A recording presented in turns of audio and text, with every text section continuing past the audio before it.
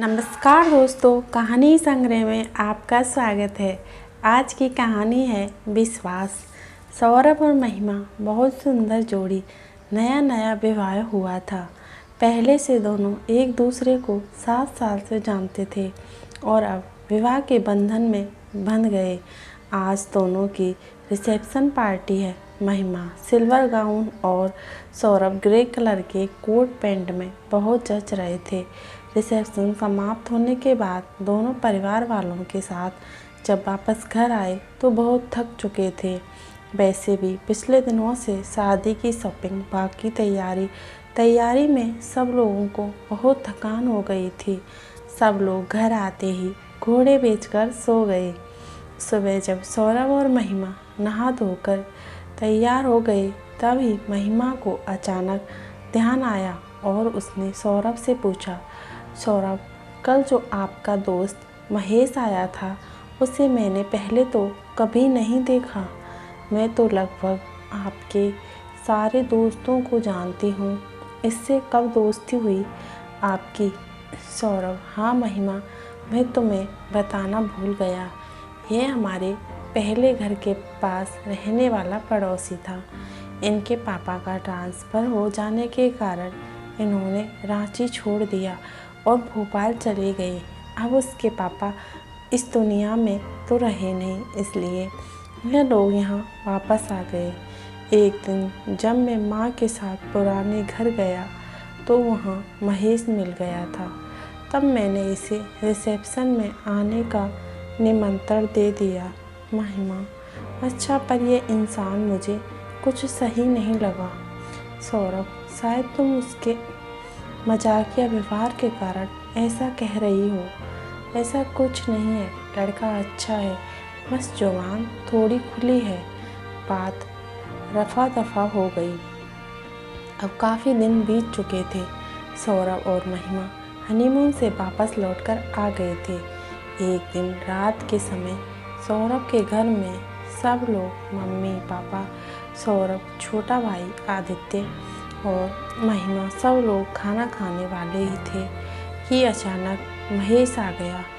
सभी ने उसे कहा, महेश, बिल्कुल सही टाइम पर आए हो, चलो हमारे साथ डिनर कर लो। महेश मान गया और सबके साथ डिनर करने लगा। वह बार बार महिमा की तरफ देख रहा था। महिमा को बिल्कुल अच्छा नहीं लगा पर वह कुछ बोल नहीं पाई। बाद में उसने सौरभ से कहा, मुझे महेश का ऐसे अचानक और बार बार मुझे देखना अच्छा नहीं लगा। सौरभ, ऐसी कोई बात नहीं है, ऐसा कुछ नहीं है, इतनी टेंशन मत लो। एक दिन में महेश सौरभ के ऑफिस गया और सौरभ से बोला, यार, मार्केट में आया था और अपना वॉलेट घर भूलकर आ गया हूँ। तभी तेरे ऑफिस की याद आई। 1000 रुपये उधार दे दे, शाम को घर जाकर वापस लौटा दूँगा। सौरभ, यार महेश, कैसी बातें कर रहा है? 1000 क्यों, तुम 2000 रखो, लेकिन शाम को घर मत आना। वह क्या है ना, महिमा और मैं आज बहुत दिनों के बाद डिनर के लिए बाहर जाने वाले हैं। मम्मी पापा और आदि तो मौसी के घर गए हुए हैं। महेश ने हंसते हुए कहता है, अच्छा, नहीं आऊँगा। महेश दोपहर में ही सौरभ के घर पैसे देने पहुंच जाता है। उसे पता था कि घर पर महिमा अकेली है। महेश को घर आया देखकर महिमा को बिल्कुल अच्छा नहीं लगा। फिर भी उसने शिष्टाचारवश उसे चाय पीने के लिए पूछ लिया।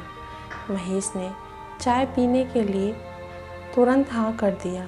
महिमा जैसे ही चाय बनाने के लिए रसोई की तरफ गई, महेश पीछे रसोई में पहुंच गया और चाय बनाने में मदद कर दूं, ऐसा कहकर महिमा के हाथों को छूने लगा।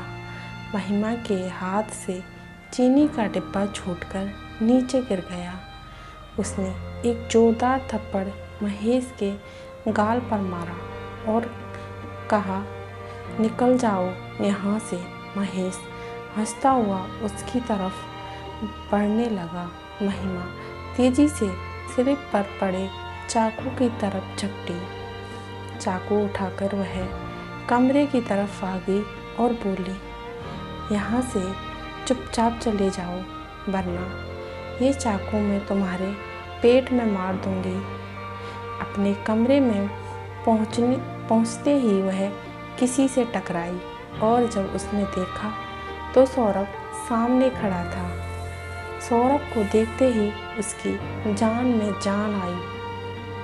तब उसे याद आया कि उसने सौरभ को कहा था कि दोपहर में एक साथ खाना खाएंगे, आप घर आ जाना। महेश सौरभ को देखते हुए सकपका गया और पलटी मारते हुए बोला, यार तूने कैसी लड़की से शादी की है। ऊपर रखे चीनी के डिब्बे को उतारने के बहाने मुझे रसोई में ले गई, गलत बातें बोलने लगी। रसोई में जाकर देख, चीनी का डिब्बा भी गिर गया मुझसे।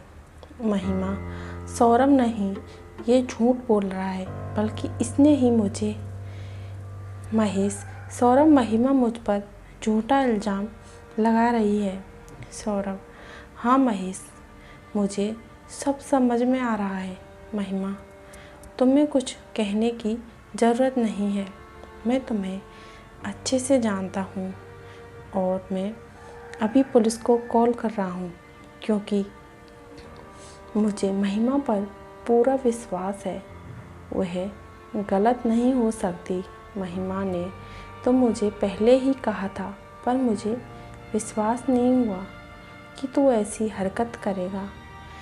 ऐसा कहते हुए सौरभ ने महेश के गाल पर जोरदार तमाचा मारते हुए घर से बाहर निकाल दिया और कहा, यहाँ कभी आसपास भी नज़र मत आना। सौरभ और महिमा दोनों घर के अंदर चले गए। एक बार फिर विश्वास की जीत हुई।